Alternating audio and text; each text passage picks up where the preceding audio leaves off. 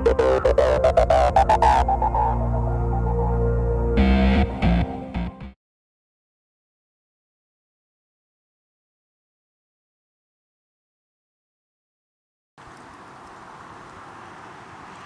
everyone, this is the Honda NC700X adventure style bike from Honda, and the NC stands for New Concept.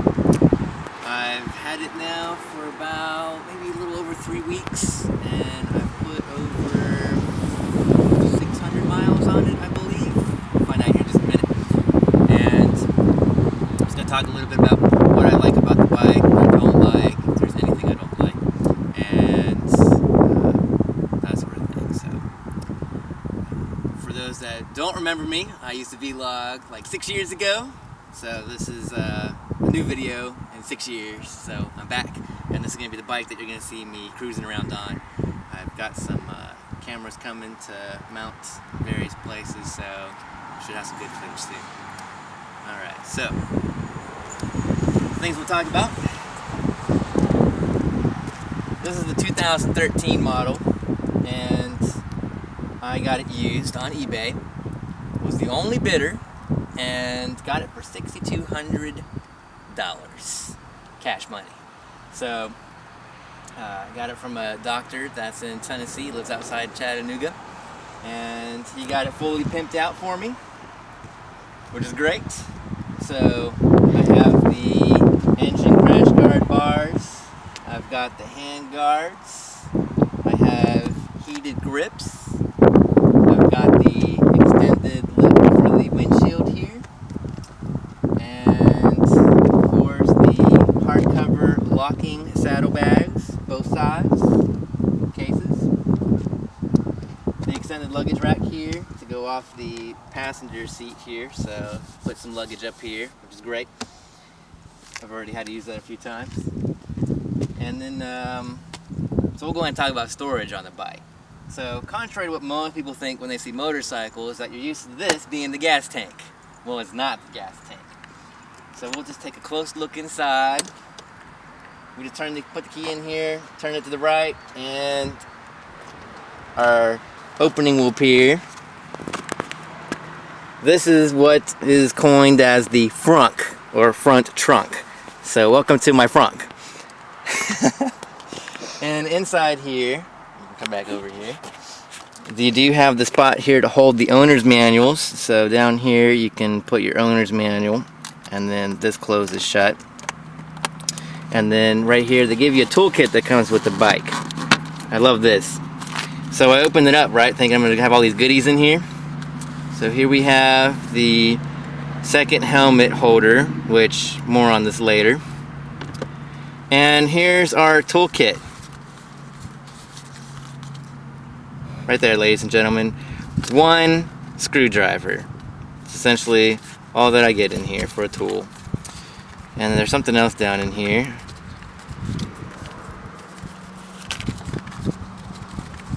Which doesn't want to come out apparently.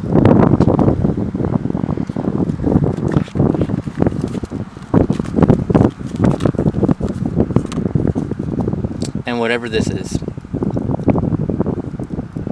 That's my toolkit. Yay, Honda. So we're gonna have to upgrade this and throw some more stuff in here. Alright, we'll keep this out so I can show off this because it's coming up next. Alright, so all this fits in here, and they give you room to put a U-lock on here if you want to put a U-lock. I just normally rely on my front fork locks to prevent people from making my motorcycle. But this right here is marketed as being able to fit a full face helmet inside of it. So if you wait just 1 second.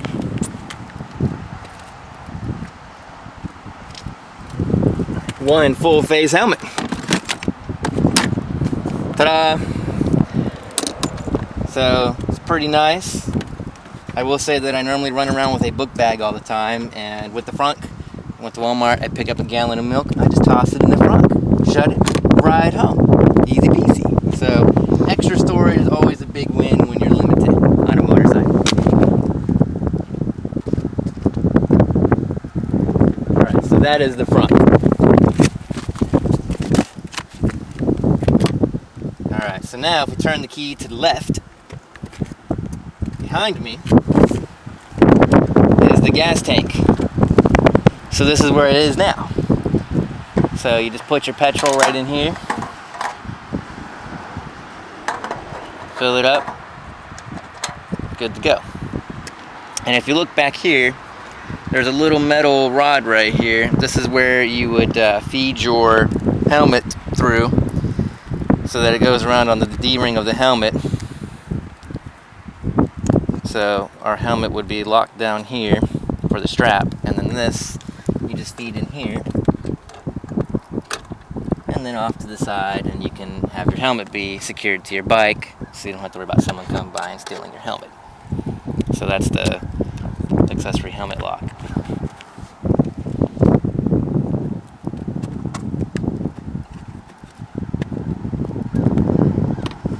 Now this is kind of odd here. This does pop up automatically. There's a little channel groove right in here. So in order to be able to shut it, you just have to usually pull back on the cover, lift up on that, and then just slide it down and it'll click into place. So everyone likes storage, or at least I do. So let's take a look at the cases here. So you put your key in, go ahead and unlock it. To open it up, you just have to go outwards, and then you're going to lift this up. You can retract it a little bit, and then the cover will just open up. And I have a couple things in here already. So just in case you're curious about what I keep with me, I have my clear face shield for nighttime riding. I've got my first aid kit for motorcycles, which has all kinds of cool stuff. If you're a rider, you should definitely have some first aid stuff in here. So I got CPR barrier, gloves. I've got some gel for burns, which can happen, people on the exhaust, that sort of thing. A splint for your arm, in case you break your arm, gauze, glow sticks, all kinds of stuff. So you just never know. So I think everyone should have something like this on their bike if they're going to be riding around. And then if you're ever in group rides, at least someone's got a first aid kit. This is more gauze. My dad's a nurse practitioner, so I had him hook me up with some stuff. I have a flashlight, which plugs into the cigarette lighter, which I actually comes with my frunk in here. Swing around that side. And it's right here. This is the 12-volt accessory, which is, you can have the dealer put this in for you or wire one in there yourself. So just right there. So I got a light that I can just toss in here and I can charge if I need to charge up the battery, but should always have a light. I do a lot of stuff at night, so you just never know. Alright, back to the frunk. See what else we have here. It's like show and tell. I have a cover for my bike.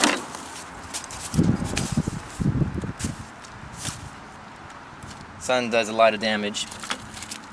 Here I have my insurance and my registration in case the police decide to have a wonderful conversation about how much they like my bike.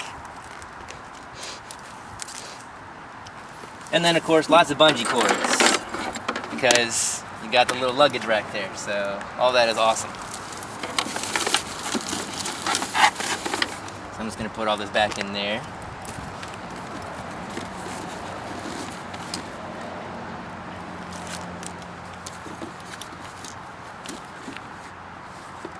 I just kind of jam-pack stuff in here. I'm not too concerned. Alright, let me just lock it back up. Oh, so that was one way that you can just open it. If I want to take it off of the bike, so you still have to keep the key in the open position, and there's a handle right here. So you just lift up on this handle, and then what you do is if you look up for here, we have these little grooves here, and so we can just pull the handle, and it's going to come out of the groove, and then down underneath the case on my side, you're going to see that the bag attaches down here onto the frame, and then you just move it to the right, and off it goes. So put it back on, you just line it up here, come up here, and put this back in the groove. And sometimes it can take a moment to do what you want it to do.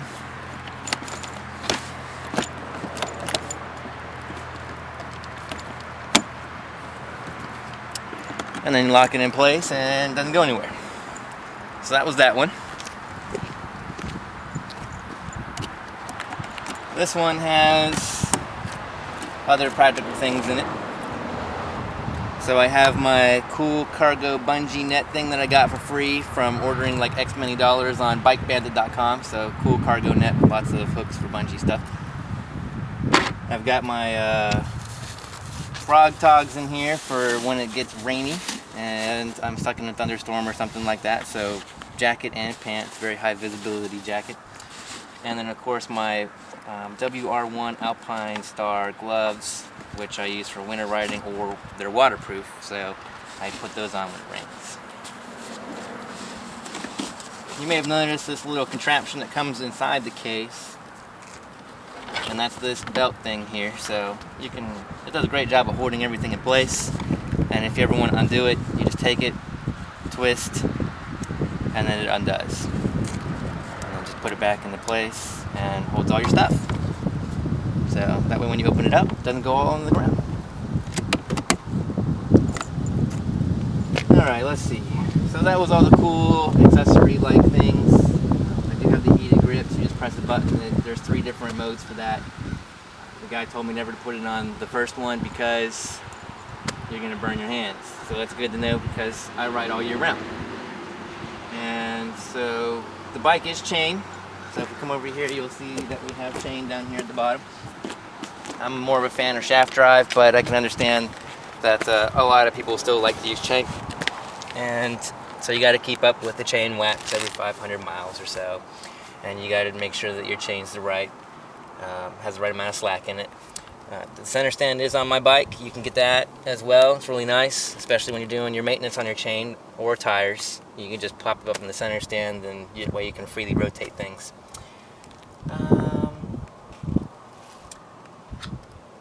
That's pretty much what I wanted to talk about as far as like sitting here, like talking about the bike. Now, when I get around to riding it with the camera, when I get that in the mail, then you'll get to see more, and I am going to do a couple of drills in the parking lot. One thing I do want to mention is that the seat height, so I believe it's 31 inches or so. I'm 5'8" when you round up, and I have a 30-inch inseam with my jeans. And for me to get up here, I need to either increase my flexibility some, because I can, go like this and hold my leg and go up over like this to get on the bike, and then I'm good to go. Or what I've taken to doing lately is get on the bike if you're tired, and us Americans need more exercise, is that I like to just stand on the peg, toss myself up over, and there we go. So that looks much cooler in my opinion. So we're going to turn it on, so that way you guys can hear it and check out the display up here. So up here we have all your normal lights. We do have turn signal lights as well. So left turn signal, right turn signal, high beam, low beam, neutral, oil, temp, and then engine stuff there. Time is here, which is kind of neat because normally bikes don't have all this cool stuff. So I kind of I feel like I'm spoiled now that I have a time on my bike without having to get some like $5 store clock and gluing it on the bike. Down here is the total amount of miles. So I got it when it was 1,233 miles, and now it's only at 1,778 miles. And that included me picking it up from Chattanooga and driving it all the way to Augusta, Georgia. So that was like 4 or 5 hours or so. So that's pretty cool. You got your speedometer here, it's digital. You have your fuel gauge here. And then we have trip A and trip B. And then this will clear off those if you hold it, so it'll clear off your trip times. So I think that's kind of neat. Keep up with your maintenance or anything like that. So this is what it sounds like if we turned it on.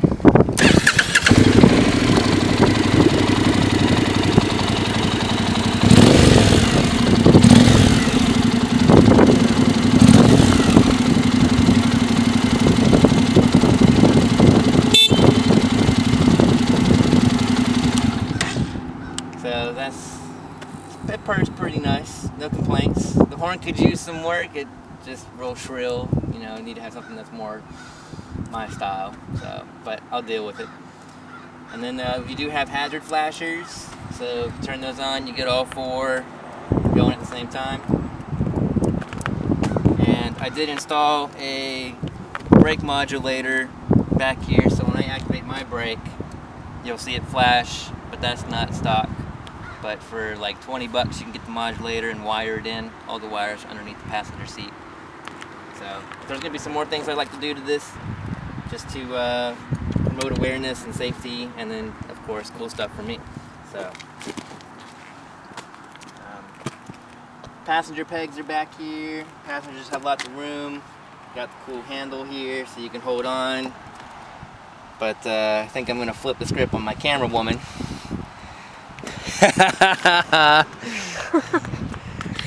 Okay. She has no idea that I was gonna do this. No. So this is Jennifer. Jennifer, say hi. Hi. And tell us what it's like to be a passenger. It's awesome.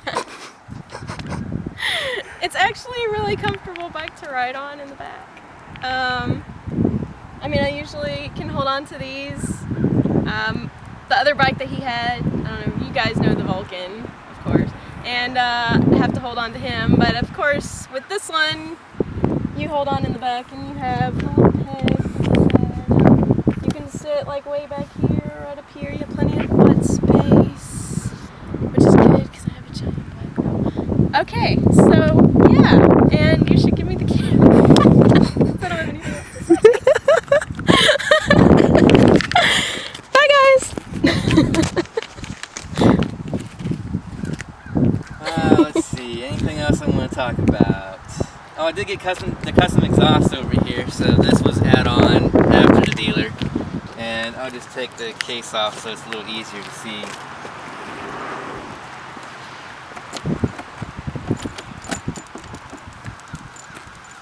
So, Leo vents.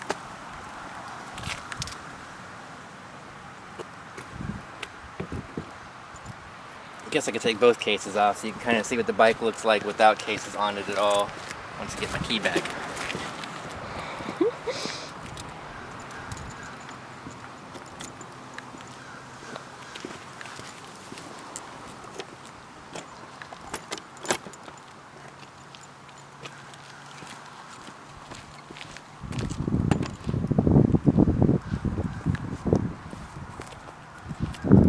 Yeah, there you go. Good 360.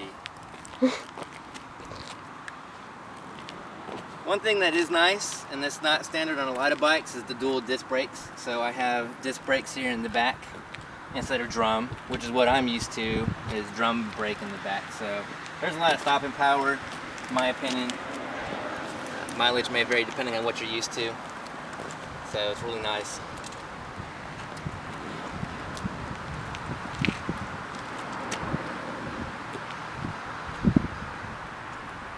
Alright, so that's pretty much all I have to say about the bike from just standing here talking about it. So there'll be more to come in part 2 of the review when I'm actually on it and you're seeing me do what I like to do best, and that's ride around.